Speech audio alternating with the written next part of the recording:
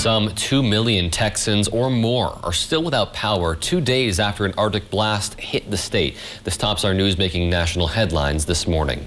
The unusually heavy snowfall and single-digit temperatures created unprecedented demand as people tried to stay warm.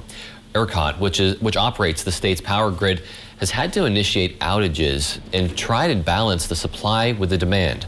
While cries of frustration have been growing across the state, ERCOT officials warned that a total system failure would cause a blackout, which could take months before Texans got power back on.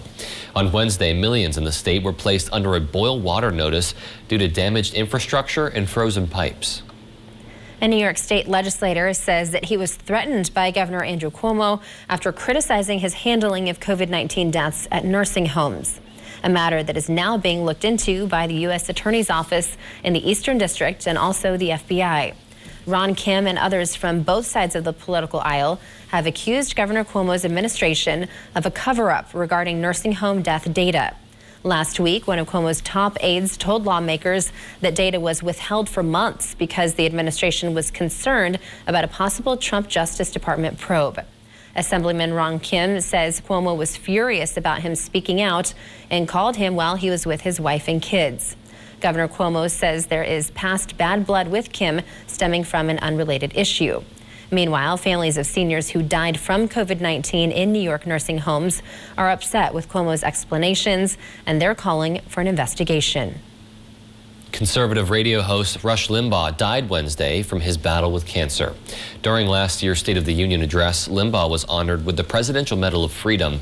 This came shortly after he announced he had advanced lung cancer. His long-running Rush Limbaugh show debuted August 1st, 1988, and he quickly blazed the path on the talk radio landscape. The news was announced on his radio show. Mr. Limbaugh was 70 years old.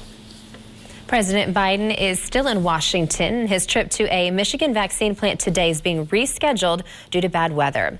And the same storms that delayed COVID vaccine shipments were involved. NBC's Tracy Potts has that, plus some new spending to fight the virus.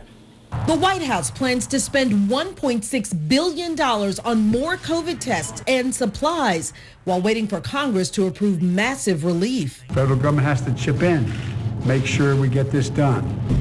Storms affecting 30 states are delaying vaccine shipments. We're going to run out. Today, tomorrow, we're going to run out of what we have now. The U.S. is now vaccinating 1.7 million people every day. But the CDC warns cases are dropping because we're coming off the holiday surge, not because more people are getting shots.